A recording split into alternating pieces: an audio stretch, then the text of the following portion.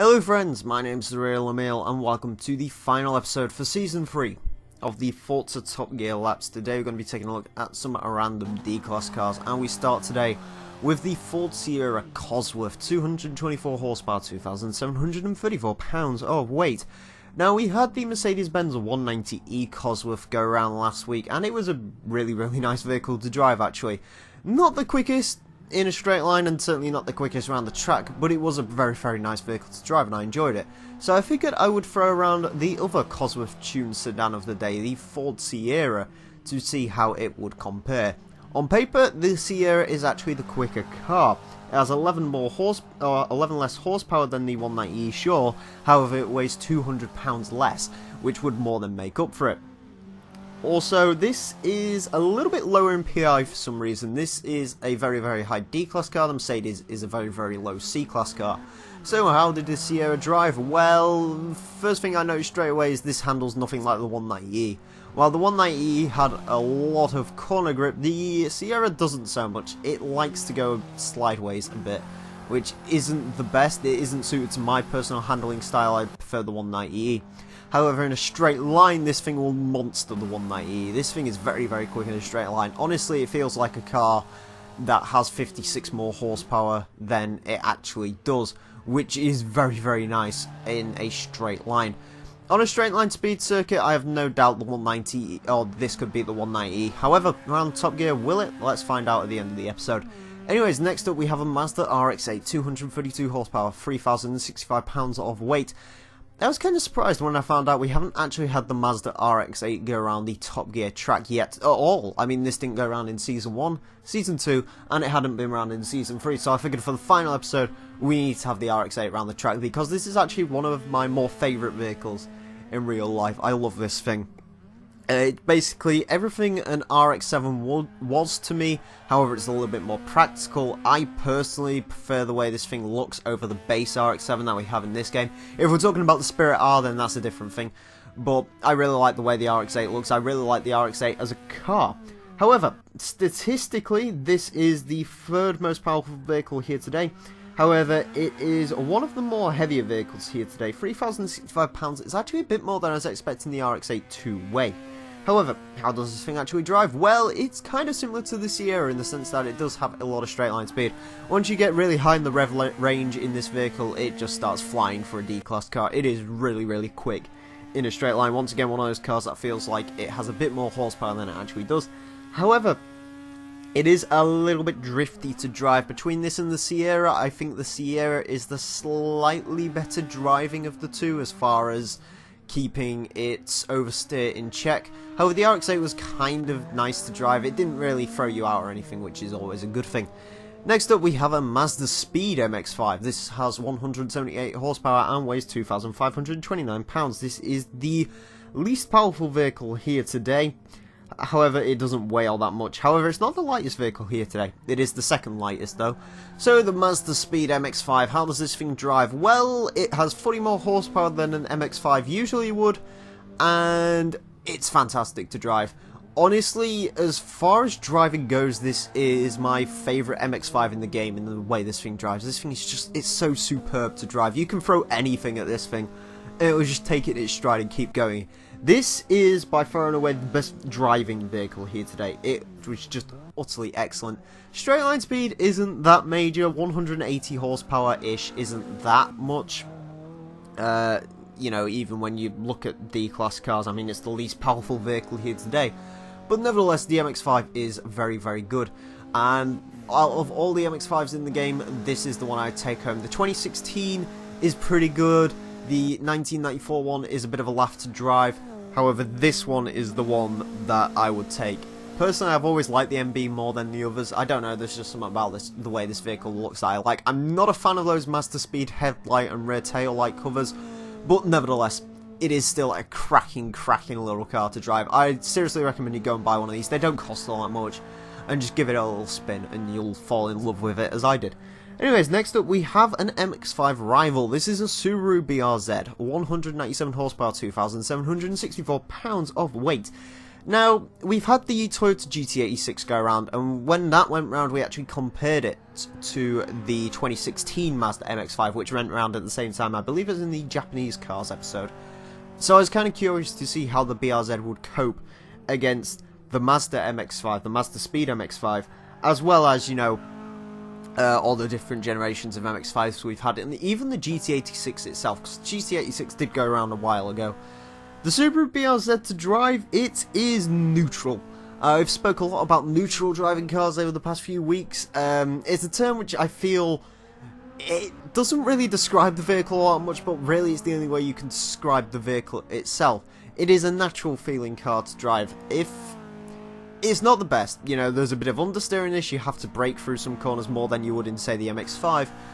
However, it's certainly not bad on turning. When you come out the corner, you'll get some drifting action occasionally. However, it's extremely easy to control this car. What I mean by neutral handling car is it sort of doesn't really bias towards one of the two steers. It sort of does a bit of both.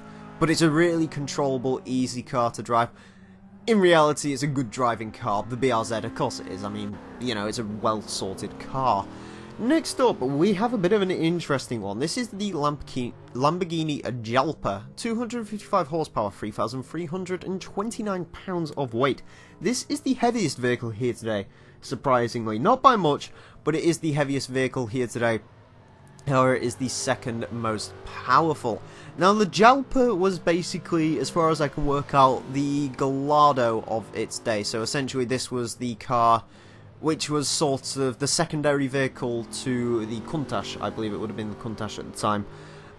Oh, sorry, the Huracan to the Aventador, or the Gallardo to the Murcielago, if you get where I'm coming at with there. Anyways, the Jalpa, how does it drive? Well, it sounds fantastic. It really does sound great.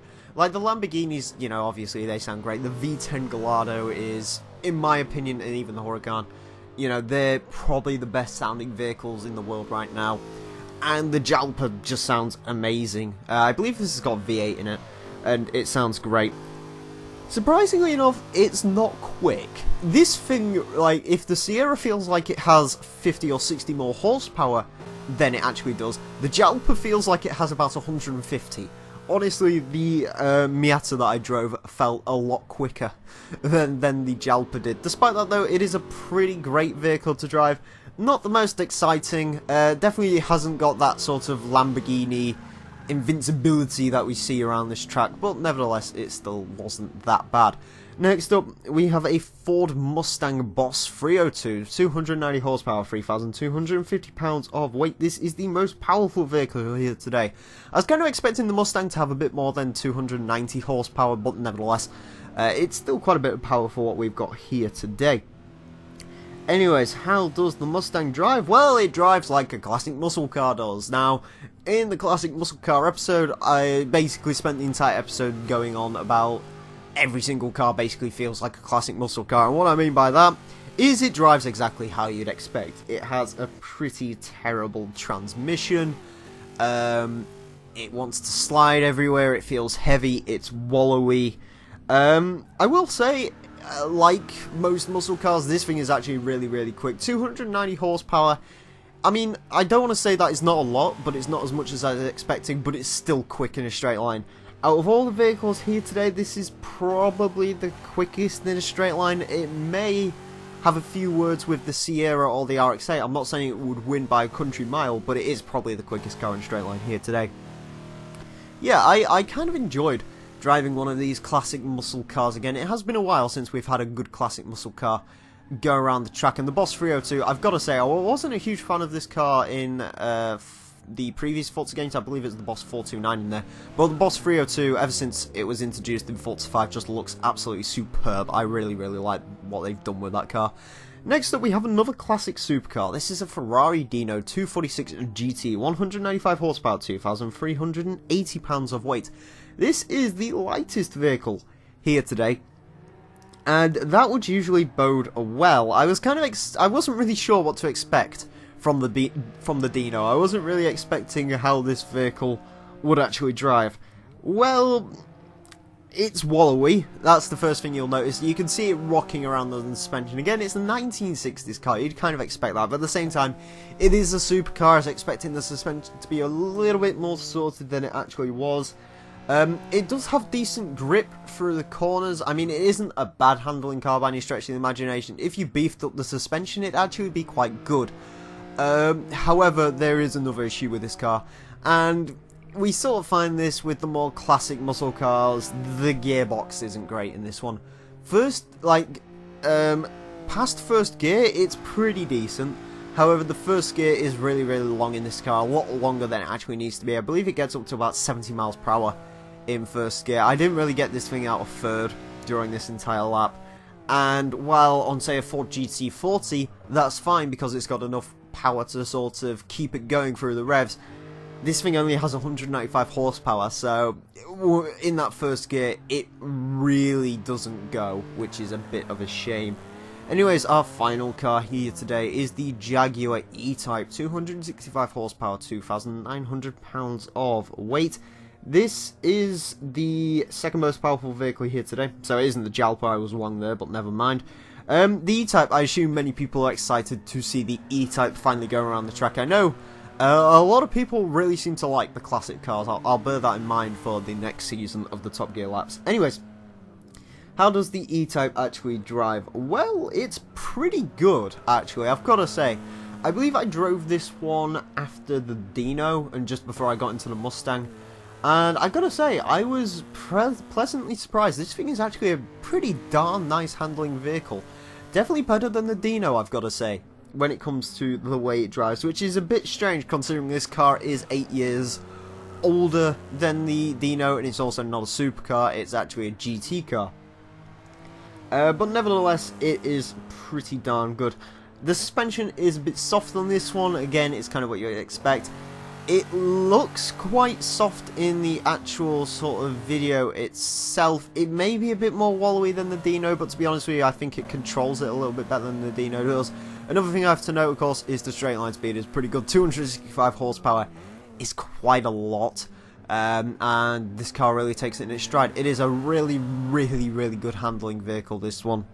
And I really liked my time with it. I can imagine if you build this thing up into a class racer, it would be a very good one.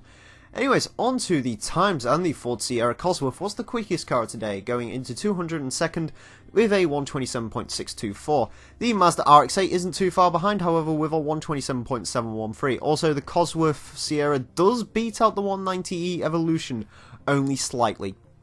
A pretty good showing for them, the RX8 there as well. Moving down the board, the Subaru BRZ goes into 222nd with a 128.813, beats out a GT86, which is kind of cool. The Mazdaspeed MX-5 goes into 227th with a 129.343, beats out the 2016 MX-5, which I believe makes that the quickest MX-5 we've ever had around the track. And the Lamborghini Jalpa unfortunately goes to 230th with a 129.628. Unfortunately, you couldn't bring that Lamborghini magic. The Ford Mustang Boss 302 goes into 243rd with a 131.042, beats out a Clio RS and a Chevrolet Camaro, which is pretty good.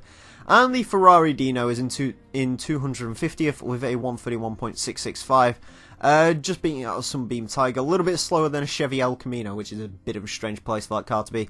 And finally today, the Jaguar E-Type was the slowest car, unfortunately. Despite being pretty good to drive, it just couldn't really keep up in the corners. 133.138 though isn't bad, beats out a Clio Williams and a Ford Capri. A little bit slower than a Mark III Golf GTI though. Anyways friends, as I said at the start of this episode, this is it for Season 3. We've had hundreds and hundreds of cars go around. We've had almost 300 cars go around. So now I feel like it's time to move on to the next season. I will be doing a full leaderboard video, which will be coming up on Thursday, I believe. So keep your eye out for that. And Season 4 will be starting within the next couple of weeks. There are a few twists and turns with Season 4, and there's another new added stipulation, so join me for that. Anyways, friends, I hope you've enjoyed. I hope you've enjoyed this series. It's been great. Thank you all very much for watching. My name's been The Real Emile, and until next time, farewell.